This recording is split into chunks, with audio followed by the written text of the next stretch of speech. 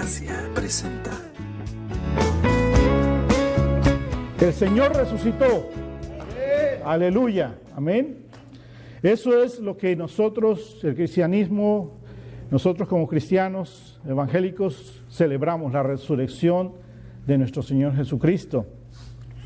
Este día, mucha gente le dice la Pascua, ¿verdad? La Pascua en sí es una celebración judía que se conmemora la salida de los judíos de Egipto y cómo fueron liberados al cruzar el Mar Rojo, y ellos venían siendo perseguidos por los egipcios, y Dios en su poder destruyó al enemigo y los liberó. Y entonces eso es lo que los judíos celebran, la Pascua, ¿verdad? Ahora el Señor Jesucristo, dice la Escritura, que la noche que fue entregado estaba celebrando la Pascua. Estaba reunido, era un día donde ellos estaban celebrando entonces la Pascua, y fue esa noche cuando Él fue entonces apresado. Vemos nosotros entonces que esa es la celebración cristiana, la celebración bíblica, ¿verdad? Desgraciadamente hoy en la celebración de la Pascua o del Día de la Resurrección hay muchas cosas que no tienen que ver nada con este evento tan hermoso, tan fantástico, tan supremo que es la resurrección de nuestro Señor Jesucristo. Por ejemplo, ¿qué tiene que ver conejos con la Pascua, con la celebración judía o con la celebración de la resurrección cristiana de Cristo? ¿Qué tiene que ver los huevos con la celebración de la Pascua o la celebración de la resurrección de nuestro Señor Jesucristo? Absolutamente nada. Eso es algo pagano. Eso es un sincretismo, es una mezcla de creencias que no tienen que ver nada, lo pagano con la celebración de la resurrección de nuestro Señor Jesucristo. Así que nosotros venimos a la Escritura para aprender entonces de la palabra de Dios cómo aconteció, cómo fue que nuestro Señor Jesucristo, después de haber sido crucificado, fue sepultado, y dice la Escritura que al tercer día Él resucitó. Así que vamos a ir a la Escritura para aprender lo que la palabra de Dios nos tiene que decir acerca de esto. Amén. Amén. Dice en el capítulo 27, versículo 57 del Evangelio según Mateo, dice que cuando llegó la noche vino un hombre rico de Arimatea llamado José, que también había sido discípulo de Jesús. Este era un hombre que era creyente del Señor Jesucristo. Había entregado su vida a Cristo Jesús y era judío. Y él era uno que había abogado para que no se le apresara al Señor Jesucristo, no se le hiciera esta injusticia. Sin embargo, él era la minoría del grupo y no le escucharon. Pero dice la Escritura entonces que este hombre, pidió el cuerpo del Señor Jesucristo. Dice, versículo 58, dice, este fue a Pilato y pidió el cuerpo de Jesús. Entonces Pilato mandó que se le diese el cuerpo. Ahora, en los diferentes evangelios, en Mateo, Marcos, Lucas y Juan, vemos la narración de este evento, de estos acontecimientos. Sin embargo, vemos nosotros algunas diferencias en lo que cada uno de los apóstoles escribió acerca, mejor dicho, cada uno de los escritores de los evangelios escribió acerca de este evento. Por ejemplo, en Juan, capítulo 19, versículo 38, la Escritura nos dice que después de todo esto, José de Arimatea, que era discípulo de Jesús, pero secretamente por miedo a los judíos, rogó a Pilato que le permitiese llevarse el cuerpo de Jesús. Y Pilato se le concedió, entonces vino y se llevó el cuerpo de Jesús. Y el versículo 39 de Juan 19 nos dice, también Nicodemo, el que antes había visitado a Jesús de noche, vino trayendo un compuesto de mirra y de óleos como 100 libras.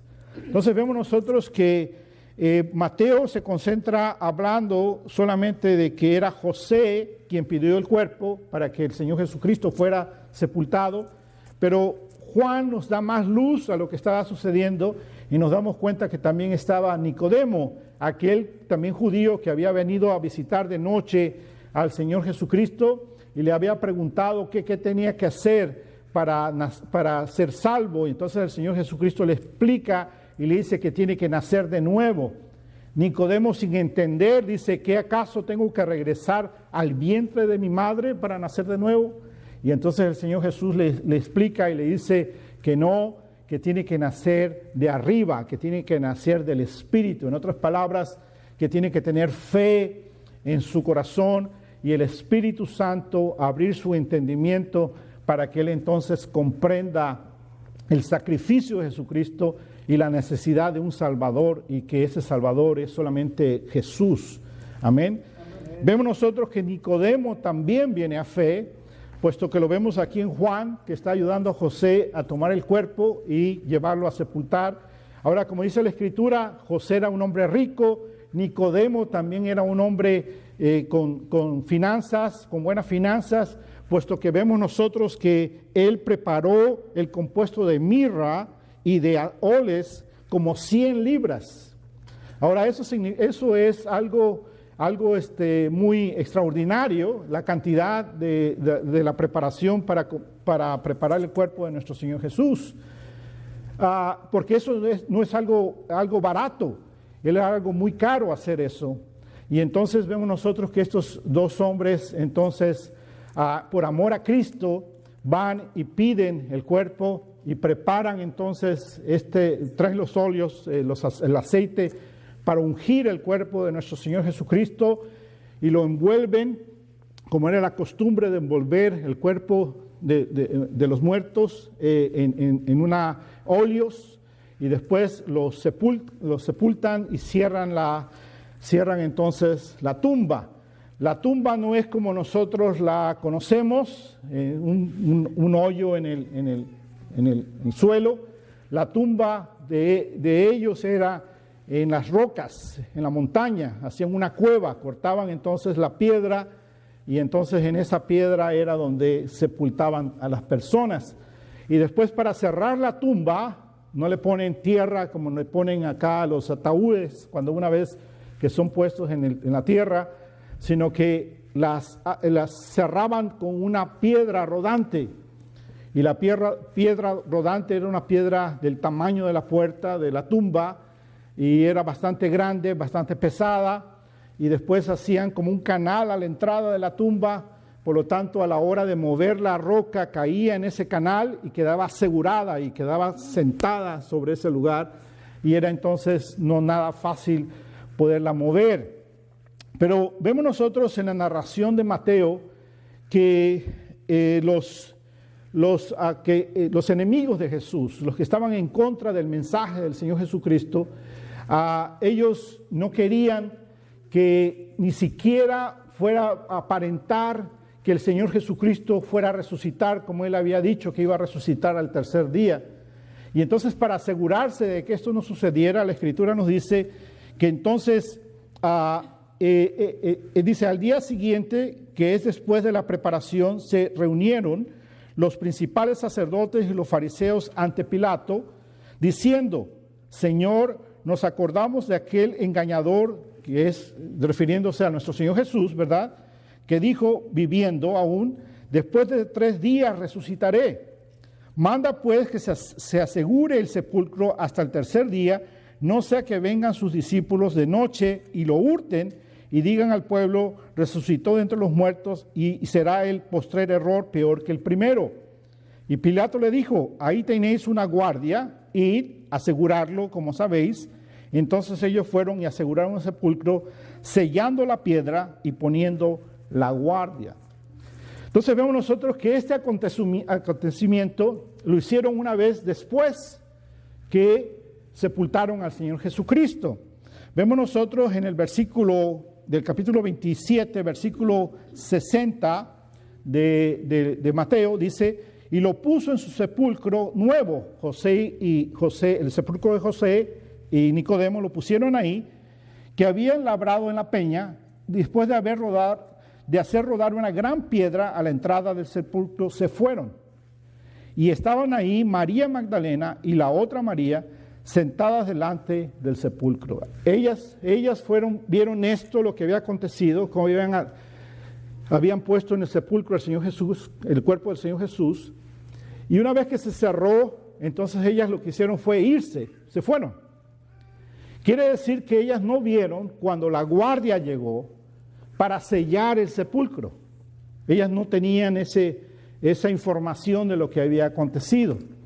Porque tienen que recordar que el día, mejor dicho, que el Señor Jesucristo fue sepultado un viernes por la tarde. El Señor Jesucristo murió un viernes en la tarde, más o menos a las 3 de la tarde, el Señor Jesucristo murió. Pero el sábado que festeja, o la Pascua que festejan los judíos, empieza aproximadamente a las 6 de la tarde. Y después de las 6 de la tarde, al ponerse el sol, los judíos ya no hacen ninguna clase de trabajo. Por lo tanto, entonces el cuerpo del Señor Jesucristo tenía que ser descolgado de la cruz.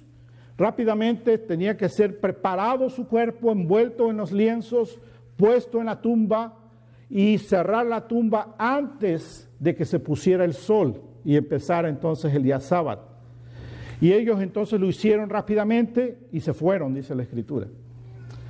Entonces quiere decir que lo que acontece en el versículo 62 al versículo 66, dice: al día siguiente, que es después de la preparación, se reunieron los principales sacerdotes y los fariseos ante Pilato para pedirle que sellara esa puerta. Quiere decir que eso aconteció no el viernes en la tarde, porque como les digo, a las 6 de la tarde ya todo el mundo no hacía ninguna clase de trabajo, estaba celebrando el día sábado, ¿verdad? La cena del sábado. Quiere decir que esto aconteció hasta el otro día, a las 6 de la tarde sábado, cuando termina el día sábado, y ahí empieza el nuevo día para los judíos.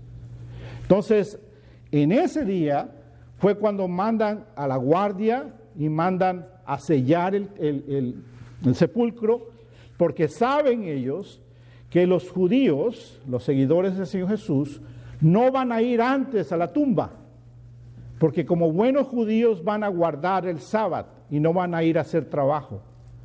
Así que estos hombres, los fariseos y los sacerdotes y Pilato, traman entonces sellar la tumba antes de que los discípulos tengan oportunidad de ir a la tumba, y eso lo hacen entonces el sábado, después del sábado, aproximadamente después de las 6 de la tarde, van y ponen el sello y ponen la guardia ahí, para que entonces en la noche no fueran a ir los discípulos, como ellos pensaban, a abrir la tumba.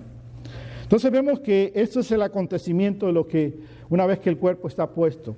Pero entonces dice en el versículo 1, el capítulo 28, dice que pasando el día de reposo, o sea el sábado, que empieza, una vez más les repito, empieza el viernes al ponerse el sol y termina el sábado al ponerse el sol. Pasando el día de reposo, al amanecer del primer día de la semana, vinieron María Magdalena y la otra María a ver el sepulcro. Ahora, los judíos no tienen nombre para los días de la semana. No tienen domingo, lunes, martes, miércoles, jueves, sino que los judíos solamente nombran sus días por número, relacionado con el sábado. Entonces ellos dicen el día 1 después del sábado, el día 2 después del sábado, el día 3 después del sábado, y así sucesivamente hasta llegar al día 7, donde empieza el nuevo sábado, ¿sí? Y de nuevo empieza el día 1. Así que, ¿cuál es el día 1? El día 1 es para nosotros domingo. Pero para los judíos, ¿cuándo empieza el día 1? El sábado después de que se pone el sol, ¿sí? Ahí empieza el día 1. Entonces, terminó el sábado, el sábado en la tarde. Todos los discípulos, después de celebrar el sábado, se fueron probablemente muy tristes a dormir, a descansar en la noche, y pasó entonces el sábado en la noche y amaneció para nosotros lo que es el domingo en la mañana, y muy de temprano entonces María Magdalena y la otra María vinieron a la tumba porque querían hacer algo con el cuerpo del Señor Jesús. Pero vemos nosotros también una diferencia en cuanto al tiempo. Por ejemplo, en Juan 20, capítulo 20, versículo 1, dice así: el primer día de la semana, María Magdalena fue de mañana siendo aún oscuro al sepulcro y vio quitada la piedra del sepulcro. Juan no menciona a la otra María o no menciona a ninguna otra mujer, solamente menciona a María Magdalena. Ahora, ¿por qué menciona Juan solamente a María Magdalena? La razón es porque María Magdalena, que iba con todo el grupo de mujeres a la tumba, era tanto a su deseo de llegar que probablemente corre adelante de las otras mujeres. Cuando ella llega a la tumba, todavía el sol no ha salido. Pero cuando la otra María con las otras mujeres llegan, probablemente entonces ya el sol está saliendo y la luz del sol se está viendo y está iluminando entonces el sepulcro. Entonces es por eso la diferencia que vemos nosotros en los evangelios. Y es hermoso ver los detalles, cómo la palabra de Dios nos da los detalles y de lo que acontece y nos podemos identificar con estas personas, con estos hombres y mujeres, de lo que sentían en su corazón. Probablemente la angustia, la tristeza que sentía María Magdalena, el deseo de estar ahí ya, de correr rápidamente, sin importarle quién le iba a abrir la tumba, porque era una piedra y son mujeres, ¿cómo van a poder mover esa piedra? Pero ella quería estar ahí ya.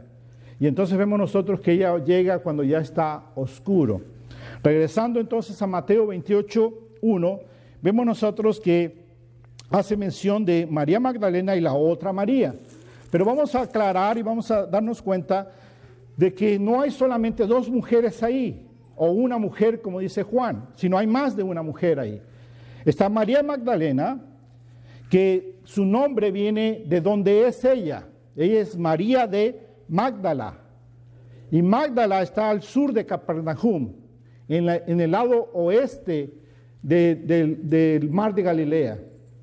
Y entonces ella es una de las mujeres, la primera que está ahí, ¿verdad? María Magdalena. Ahora, María Magdalena, dice la Escritura en Marcos 16:9, la describe a lo que Jesús había hecho con ella en su vida. Marcos 16:9 dice: habiendo pues resucitado Jesús, una vez que el Señor Jesús resucitó, dice, por la mañana, el primer día de la semana, apareció primeramente a María Magdalena, de quien había echado 7 demonios. Entonces vemos nosotros que es una mujer que había recibido la salvación, pero había recibido una mayor infusión de gracia de parte del Señor Jesús, porque había sido liberada de 7 demonios, dice la Escritura. Entonces esta mujer estaba tan agradecida con Jesús, es por eso que la vemos entonces correr a la tumba y la vemos entonces llegar primero a la tumba antes de sus otras compañeras venir a la tumba aún todavía oscuro, porque ella era una mujer que había recibido abundante bendición en su vida, al haber sido liberada no tan solo de su pecado, sino también de la maldición de los demonios en su vida. 7 demonios, dice la Escritura, de la cual había sido liberada.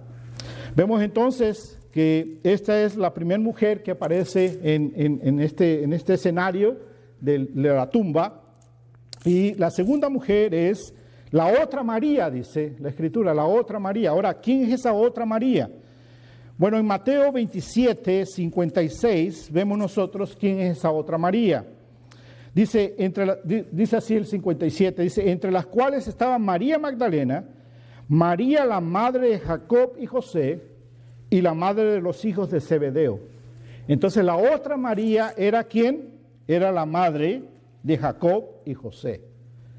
O puede ser también Santiago y José. Otra manera de decir el nombre de Jacob puede ser Santiago. Entonces vemos nosotros que esta es la otra madre, María, ¿verdad? Madre de Jacob y José, según Mateo 27:56, y esposa de Cleofas, según Juan 19:25. Dice que en Juan 19:25 vemos nosotros que aparece Cleofas. Ahora, Cleofas aparece con otro nombre, Alfeo, en Mateo 10:3. Lo que quiere decir que esa es otra variación del nombre de Cleofas. Puede ser Cleofas o puede ser Alfeo. Entonces, estos detalles son importantes. ¿Por qué son importantes? Porque cuando tú lees la Escritura y lees los nombres, muchas veces nos podemos confundir y pensar de que se está hablando de personas diferentes. Pero en este caso de Juan 19:25 y Mateo 10:3, se está hablando del mismo hombre, el esposo de la otra María. ¿Ok? Entonces ahí vemos ya dos mujeres. Después vemos una tercera mujer que es Salomé. Vemos nosotros que es la madre de los hijos de Zebedeo. Según Mateo 27:56, dice así: y entre las cuales estaba María Magdalena, María la madre de Jacobo y José, y la madre de los hijos de Zebedeo. ¿Quién es la madre de los hijos de Zebedeo? Salomé. Y entonces Salomé, vemos nosotros que tenía sus hijos, y estos hijos era Jacob y Juan. Eran los que eran llamados los hijos del trueno, que ustedes lo pueden encontrar en Marcos 3:17. Ahora vamos a Marcos 15:40 para que veamos algo interesante ahí. Vayan ustedes a Marcos 15:40 y miren lo que dice en Marcos 15:40. Dice: también había algunas mujeres mirando de lejos, entre las cuales estaba María Magdalena, María la madre de Jacob el menor y de José, y Salomé. Ahí aparece entonces la tercera mujer en esta escritura. Ahora miren ustedes en el versículo 47 de Marcos 15. Dice: y María Magdalena y María madre de José mirando donde lo ponían. Ahora interesante es que Marcos, cuando hace mención de lo que está aconteciendo ahí, solamente dice que María es madre de José, pero no menciona a Jacob. Pero en el siguiente versículo, en el primer versículo del capítulo 16, dice: cuando pasó el día de reposo, María Magdalena, María la madre de Jacob, y no menciona a José, pero es la misma María, la del versículo 47 y la del versículo 1, solamente que en uno menciona que es madre de José y en la otra menciona que es madre de Jacob, pero está hablando de la misma persona. Y después dice: y Salomé, compraron especies aromáticas para ungirle. Entonces, ¿qué era lo que querían hacer las mujeres? Ungir el cuerpo de nuestro Señor Jesucristo. Ahora hay una mujer más, y esa mujer aparece en Lucas 24:10, y esa mujer es Juana. Y entonces vemos nosotros que está María Magdalena, la otra María, Salomé y Juana en la tumba, que vinieron a ¿qué? Vinieron a preparar el cuerpo del Señor Jesucristo. Ahora, fíjense bien, dice la Escritura que María Magdalena y la otra María, junto con Salomé que estaba ahí y las otras mujeres, vieron cuando sepultaron, pusieron en la tumba el cuerpo de nuestro Señor Jesús. Y vieron que lo embalsamaron, que lo ungieron.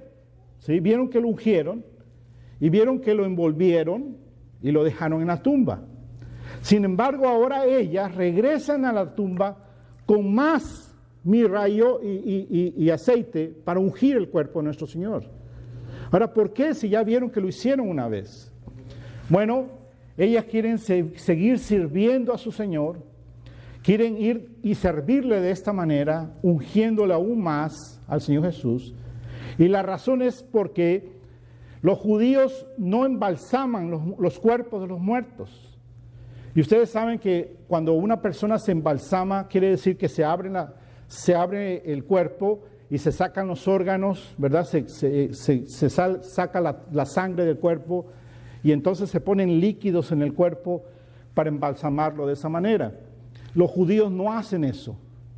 Los judíos no permiten eso. Cuando una persona judía muere, tiene que ser sepultada el mismo día. Y la razón es porque el proceso de descomposición empieza rápidamente y ellos no permiten que ninguna parte de sus órganos sea sacado de su cuerpo, sino que el cuerpo tiene que ir completo a la tumba. ¿Sí? Entonces ellas saben que el cuerpo del Señor Jesucristo, como en costumbre judía, está puesto ahí, pero necesita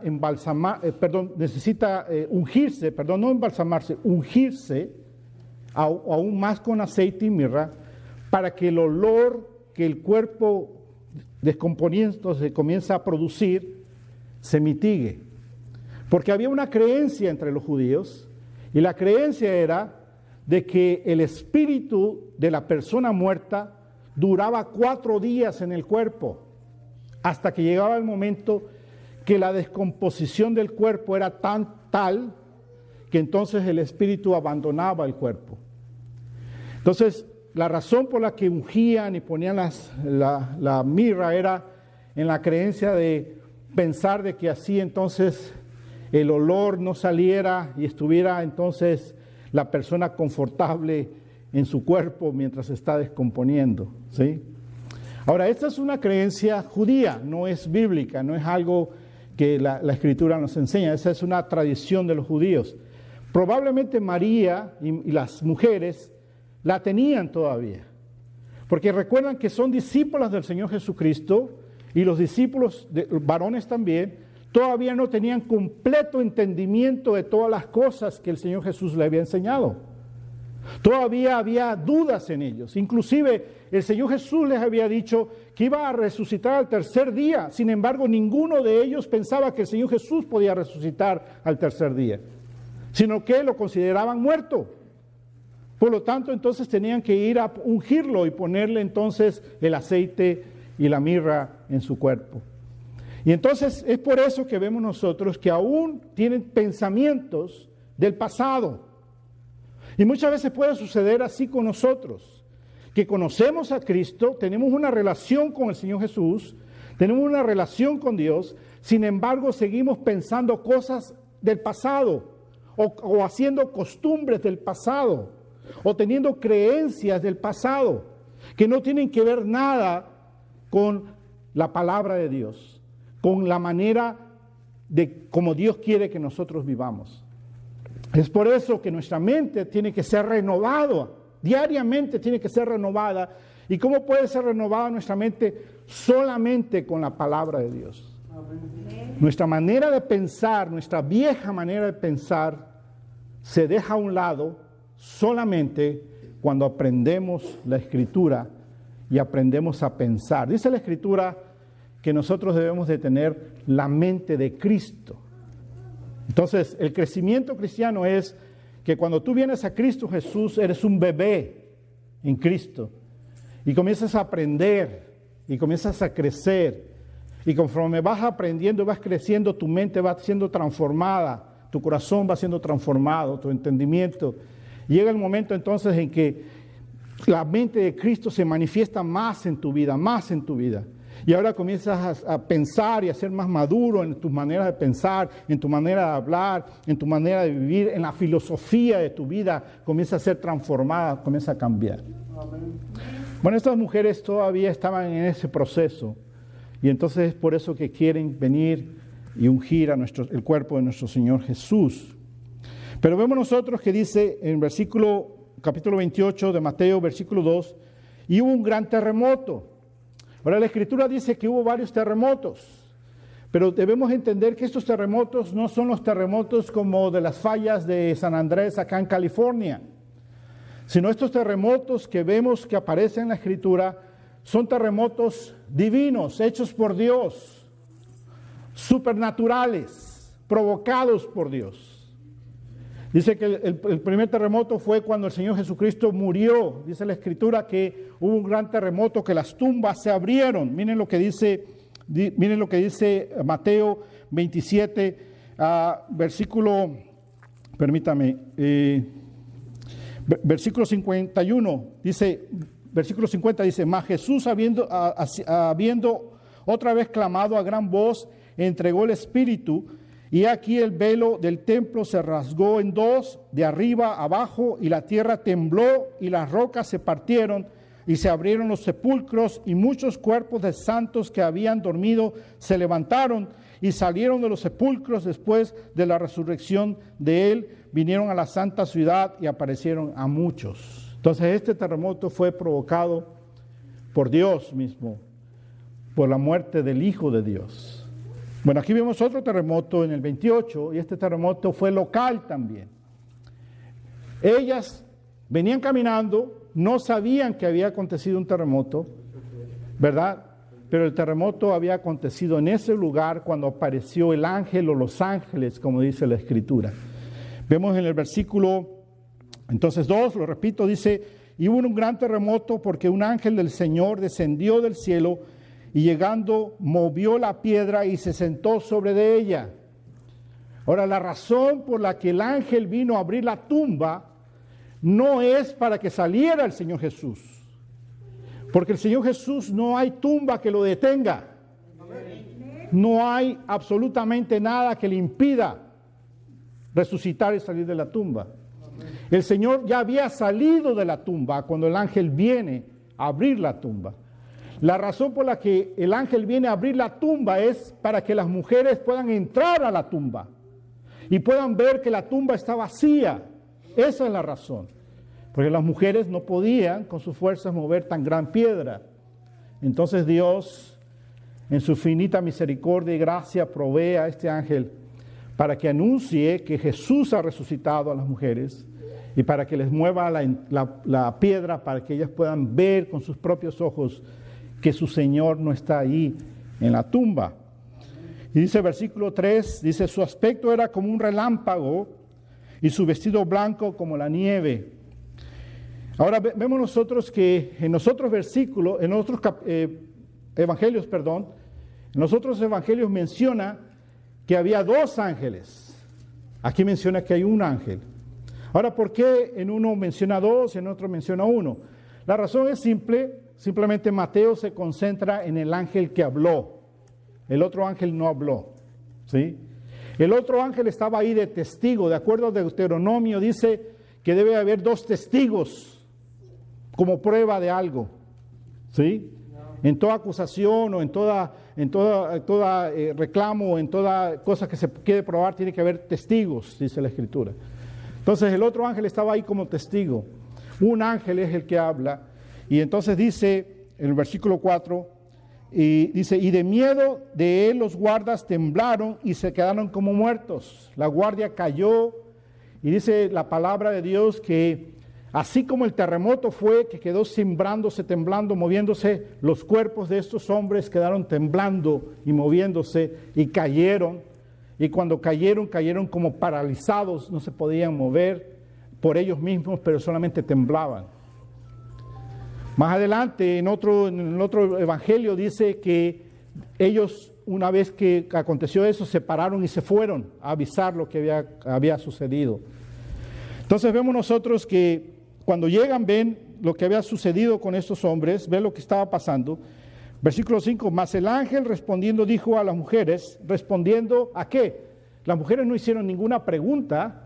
Así que no es que respondió a alguna pregunta de las mujeres, simplemente el ángel dijo, el ángel anunció y les dice a las mujeres, no temáis vosotras, porque yo sé que buscáis a Jesús el que fue crucificado. No está aquí, pues ha resucitado, como dijo, venid, ved el lugar donde fue puesto el Señor. Y dice en Lucas 24:8, que cuando el ángel dijo eso, ahí recordaron lo que el Señor Jesús les había dicho, que Él iba a resucitar al tercer día. Ahora, para los críticos, si les critican a ustedes cuando dicen que el Señor Jesucristo estuvo 3 días en la tumba y que resucitó al tercer día, muchos critican y dicen, las cuentas no salen. Porque el Señor Jesús murió el viernes y el sábado y el domingo en la mañana resucitó, entonces no estuvo 3 días. No de acuerdo a nuestra manera de pensar, pero sí de acuerdo a la manera de pensar de los judíos. Porque para los judíos un día es cualquier hora de ese mismo día. Entonces el Señor Jesucristo murió un viernes antes del sábado, ¿sí? Aproximadamente más o menos por ahí unas 3 de la tarde, ¿ok? Quiere decir que ahí es un día y fue sepultado, ¿verdad? Y estuvo entonces el sábado todo el día, ahí son 2 días. Y el nuevo día, el primer día de la semana, ahí son 3 días. Porque no estamos hablando de 3 días de 24 horas, sino estamos hablando de 3 días de acontecimiento, de lo que pasó en la vida del Señor Jesús. Amén. Y entonces al tercer día el Señor Jesús resucitó. Y dice el ángel, dice que el Señor Jesús ha resucitado. Dice, mas el ángel respondiendo dijo a las mujeres, no temáis vosotras, porque yo sé que buscáis a Jesús, el que fue resucitado. Entonces, quiere decir que no tenemos que ir a la Escritura para entender esto y ver el trabajo de la Trinidad aquí, ¿ok? Vayamos primero a Juan 10, 18. Juan 10, 18. Miren lo que dice la Escritura. El Señor Jesús está hablando y dice el Señor Jesús esto: nadie me quita la vida, sino que yo mismo la pongo. Tengo poder para ponerla y tengo poder para volverla a tomar. Este mandamiento recibí de mi Padre. Entonces está hablando que el Señor Jesucristo tiene el poder para ir a la cruz y entregar su vida, pero también tiene el poder para Él mismo resucitarse. Amén. Amén. Pero ahora veamos lo que dice la Escritura en Romanos 6:4. En Romanos 6:4. Porque somos sepultados juntamente con Él para muerte por el bautismo, a fin de que como Cristo resucitó de los muertos por la gloria del Padre, así también nosotros andemos en vida nueva. ¿Quién lo resucitó? El Padre. Vayamos a Gálatas 1:1. Pablo apóstol, no de hombres ni por hombres, sino por Jesucristo y por Dios el Padre, que lo resucitó de los muertos. Amén. Y uno más, primera Pedro 1:3. Bendito el Dios y Padre de nuestro Señor Jesucristo, que según su gran misericordia nos hizo renacer para una esperanza viva por la resurrección de Jesucristo de los muertos. Entonces, ¿quién resucita a Jesús? ¿Y quién nos va a resucitar a nosotros? El Padre. Pero vayamos a Romanos 8:11. Y dice, y si el Espíritu de aquel que levantó de los muertos a Jesús mora en vosotros, el que levantó de los muertos a Cristo Jesús vivificará también vuestros cuerpos mortales por su Espíritu que mora en vosotros. ¿Qué está diciendo esa Escritura? La Escritura está diciendo que el Espíritu Santo resucitó al Señor Jesucristo. Una más, vayamos a Efesios, capítulo 1, versículo 19. ¿Y cuál es la supereminente grandeza de su poder para con nosotros los que creemos, según la operación del poder de su fuerza, la cual operó en Cristo, resucitándolo de los muertos y sentándole a su diestra en los lugares celestiales? ¿Cuál es la fuerza del Señor Jesús? Digo, de Dios, el Espíritu Santo. Amén.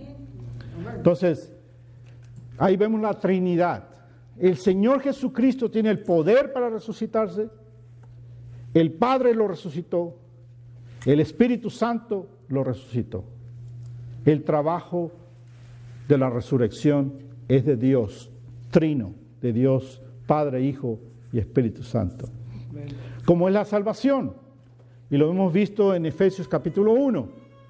El Padre hizo una obra de salvación, el Hijo hizo una obra de salvación y el Espíritu Santo hizo una obra de salvación. Amén. Regresando entonces a Mateo 28, versículo 7, y continúa diciendo el ángel, e id pronto y decid a sus discípulos que ha resucitado a los muertos, y aquí va delante de vosotros a Galilea, ahí le veréis, he aquí os lo he dicho. Ahora el ángel le dice a las mujeres, vayan y avísenle a los discípulos de que el Señor ha resucitado y de que vayan a Galilea, porque en Galilea los va a ver. Ahora esa es la orden del Señor Jesús. Ahorita no tenemos tiempo para ir a través de la Escritura, pero vemos nosotros que antes de que fueran a Galilea, el Señor Jesucristo se le apareció a María Magdalena, se le apareció a los discípulos, antes de que llegaran a Galilea. Y una vez, dice la Escritura, que entonces en Galilea se le aparece a todos. En Galilea cumpliendo la orden que el ángel le había dicho, y el mismo Señor Jesucristo había dicho que lo esperaran ahí en Galilea, ¿sí? Entonces, vemos nosotros en versículo 8, entonces ellas, saliendo del sepulcro, con temor y gran gozo, fueron corriendo a dar las nuevas a sus discípulos, y mientras iban a dar las nuevas a los discípulos, he aquí Jesús les salió al encuentro diciendo, salve. Y salve es un saludo muy común, es un saludo como decir, hola, hola, ¿cómo estás? Es un saludo nada... Ustedes se podrían imaginar que el Señor Jesucristo, una vez que haya resucitado, les haya hablado, les dice, aquí el Señor, o algo así, ¿no? Un saludo más impactante. No, el Señor Jesucristo simplemente le dice, hola, ¿cómo están? Un saludo familiar, un saludo común. Y ellas, acercándose, abrazaron sus pies y le adoraron. Para aquellos que dicen que el Señor Jesucristo resucitó en espíritu, esta es una palabra para que ustedes vean que dice las mujeres le adoraron, abrazándolo, se ciñeron a él en sus pies, lo agarraron. Un espíritu no lo puedes agarrar. Era el cuerpo resucitado del Señor Jesucristo. Ahora, tenemos que ver una diferencia. María Magdalena, cuando esto sucede, no estaba ya ahí.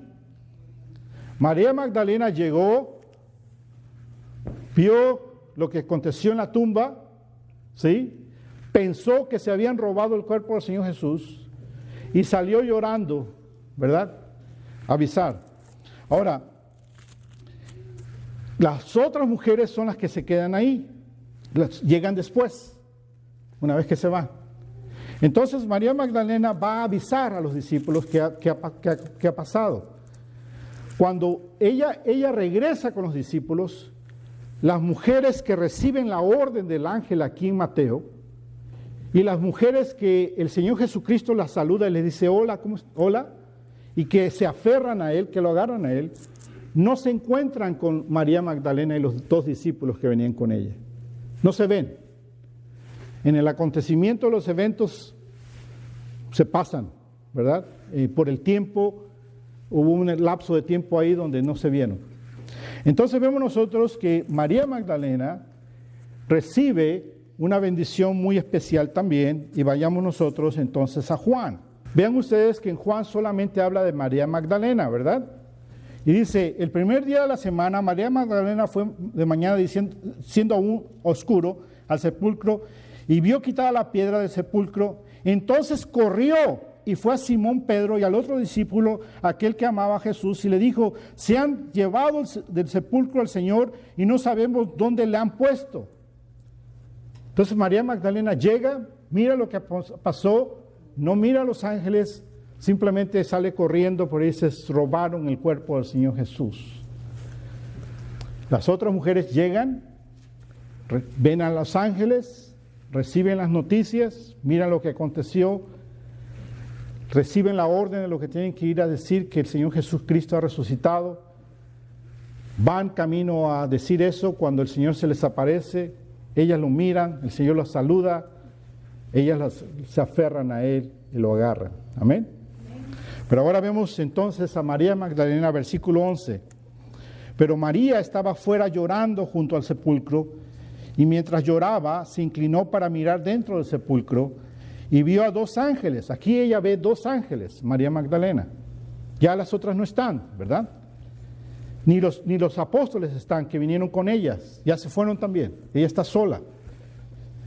Y dice, y vio a 2 ángeles con vestiduras blancas que estaban sentados al uno a la cabecera y al otro a los pies, donde el cuerpo de Jesús había sido puesto. Y le dijeron, mujer, ¿por qué lloras? Les dijo, porque se han llevado a mi Señor y no sé a dónde le han puesto. Ella sigue creyendo que el Señor Jesús se lo robaron el cuerpo. Cuando había dicho esto, se volvió y vio a Jesús que estaba allí, mas no sabía que era Jesús, no lo podía reconocer a Jesús. ¿Por qué no podía reconocer a Jesús? Porque Jesús tenía un cuerpo glorificado. Era el mismo cuerpo del Señor Jesús que fue sepultado, pero al ser resucitado tenía un aspecto glorioso, perfecto, sin ninguna imperfección, sin ninguna...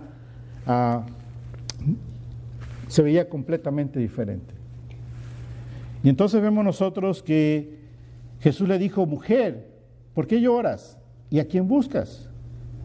Ella pensó que era el hortalero, que era el jardinero. Ella pensó, este es el jardinero que me está hablando. Le dijo, Señor, si tú te lo has llevado, dime dónde lo has puesto y yo lo llevaré. Imagínese a María Magdalena llorando con las lágrimas en los ojos hinchados, la nariz gangosa de tanto llorar. No veía bien, quizás también. Y entonces hace esta pregunta. Jesús le dijo, María. Volviéndose, ella le dijo, Raboni, que quiere decir maestro. Pero Rabí es maestro en hebreo, pero Raboni es una palabra de mayor honor, como podríamos decir un supermaestro, ¿sí? Y entonces ella lo reconoce como este gran maestro, mi gran maestro, Raboni, porque al escuchar su voz y el llamado de él, con esa voz tan familiar, de tantas veces la que él ha llamado, puede reconocer la voz de su Señor.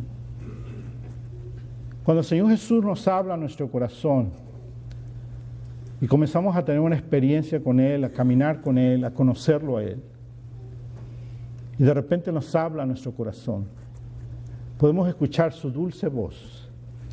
Es una voz que conocemos, es una voz que podemos entender quién es, saber de dónde viene, saber que es nuestro mismo Señor que nos habla a nuestras vidas.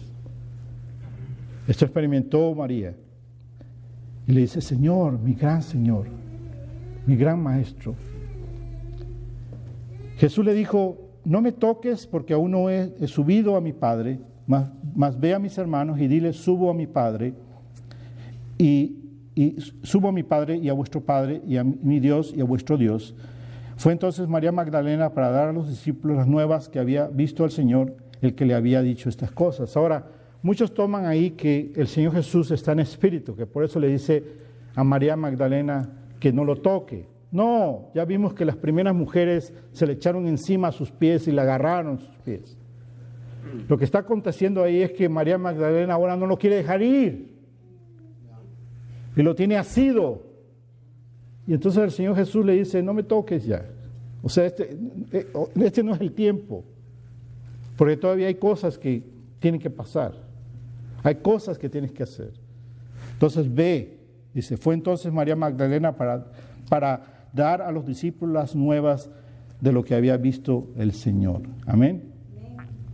Entonces vemos nosotros la hermosura de la Escritura, vemos nosotros la hermosura de la resurrección, la promesa que tenemos para todos aquellos que hemos puesto nuestra fe en Cristo Jesús. Amén. Miren ustedes dos pasajes más. 1 Corintios 15, versículo 13. Miren lo que dice. Desgraciadamente hay gente que cree que la resurrección no es importante. La resurrección es importante, es esencial, es central para el Evangelio. No hay cristianismo sin resurrección. No hay evangelio sin resurrección. No puedes decir, oh, yo creo en Jesús y no creer en la resurrección. No puedes decir, Señor Jesús es mi Señor y dudar de la resurrección. Pensar que eso es una fábula, que eso es algo antiguo, que eso ya la ciencia ha probado que eso es imposible. No puede ser eso. Mire lo que dice la Escritura, versículo 13. Porque si no hay resurrección de muertos, tampoco Cristo resucitó. Y si Cristo no resucitó, vana entonces vuestra predicación y vana también vuestra fe. Quiere decir que entonces, ¿de qué sirve nuestra fe en Jesús si Jesús no resucitó? No tiene sentido. Vayámonos a hacer otras cosas más importantes hoy que adorar a nuestro Señor. Porque si Él no resucitó, no sirve de nada nuestra fe. Versículo 15. Y somos hallados falsos testigos de Dios, porque estamos diciendo que Dios lo resucitó cuando Dios no resucitó a nadie, ¿verdad? Si no es verdad que resucitó. Porque hemos testificado de Dios que Él resucitó a Cristo, al cual no resucitó, si en verdad los muertos no resucitan. Porque si los muertos no resucitan, tampoco Cristo resucitó. Y si Cristo no resucitó, vuestra fe es vana, aún está en vuestros pecados. Quiere decir que si Cristo no resucitó, entonces no hay perdón de pecados. Quiere decir que no tenemos esperanza de vida eterna. Quiere decir que estamos condenados a la muerte eterna por nuestros pecados. Pero porque Cristo resucitó, sabemos que nuestros pecados han sido limpiados. Nosotros hemos sido libres, dice la Escritura, lavados con la sangre de Cristo Jesús, redimidos con su preciosa sangre. Por lo tanto, tenemos la seguridad de vida eterna, porque Cristo murió en la cruz, pero no tan solo murió en la cruz, sino resucitó para su gloria. Y porque Él resucitó, yo vivo y viviré mañana y viviré eternamente. Tengo esperanza absoluta, 100%, de que Jesús, si yo muero y me entierran, en esa tumba donde me van a enterrar, la tumba se va a abrir y mi cuerpo va a salir de esa tumba para unirse con mi espíritu que viene junto con el Señor Jesús, y voy a vivir eternamente. Así como en un cuerpo que el cuerpo del Señor Jesús, que no lo podían reconocer, no me van a poder reconocer ustedes. ¿Por qué? Porque toda imperfección de cada uno de nosotros va a ser borrada, va a ser quitada de nuestras vidas. Todo aquello que nos hace falta lo vamos a tener, y todo aquello que está de más no lo vamos a tener. Dice el versículo 17, y si Cristo no resucitó, vuestra fe es vana, aún está en vuestros pecados. Entonces también los que durmieron en Cristo perecieron. Quiere decir que todos los hermanos en Cristo que han muerto, no se va a abrir la tumba, no van a salir de ahí, no hay esperanza. Y si en esta vida solamente esperamos en Cristo, somos los más dignos de conmiseración de todos los hombres. ¿Qué quiere decir? La gente debe tener lástima de nosotros porque creemos algo que no es verdad. Mas ahora Cristo ha resucitado a los muertos. Primicias de los que durmieron es hecho. Es el primero que ha resucitado. Ahora usted puede decir, pero resucitó Lázaro, resucitaron. Sí, pero esos volvieron a morir. Murieron de nuevo. ¿Sí? Pero Cristo Jesús resucitó para no morir. Nunca más. Por eso es primicias. Mas ahora Cristo ha resucitado a los muertos, primicias de los que durmieron es hecho, porque por cuanto la muerte entró por un hombre, también por un hombre la resurrección de los muertos. Porque si así como en Adán todos mueren, también en Cristo todos serán vivificados. Entonces tenemos que creer en la resurrección para poder ser salvos. Si no creemos en la resurrección, no somos salvos. No podemos ser salvos a medias. Creer en Jesús y no ser salvos. Amén. Les prometí que eran dos, ¿verdad? Aquí va la última. Bueno, una tenía varios versículos. Yo no les dije nada, solamente les dije que había otra. Vayamos a Romanos, capítulo 10, versículo 9. La Escritura dice así: que si confesares con tu boca que Jesús es el Señor, y creyeres en tu corazón que Dios le levantó de los muertos, serás salvo. Amén. Amén. ¿Repetimos todos juntos?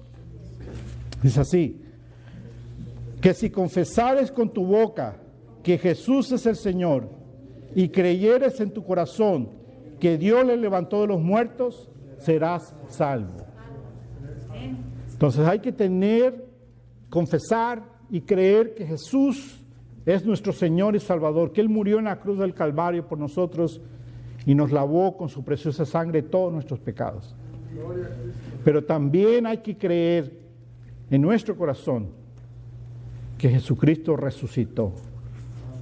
Y entonces somos salvos. Ese es el Evangelio completo. Muerte y resurrección de nuestro Señor Jesús es nuestra esperanza. Vivámoslo. Vamos contra la marea cuando nosotros hablamos en este mundo del Evangelio. La mente humana sin Cristo, sin Dios, no la puede entender. Pero oremos con fe que el Espíritu Santo habla el entendimiento de la gente, habla su corazón y pueda entender que la única manera de ser salvos es por fe, creyendo. No tienes que hacer nada. Creer en tu corazón. ¿Creer qué? Creer que Jesús, hace 2000 años atrás, cuando Él fue clavado ahí en la cruz del Calvario, estaba muriendo por ti. Estaba diciendo, yo muero, doy mi vida por ti, para que tú vivas.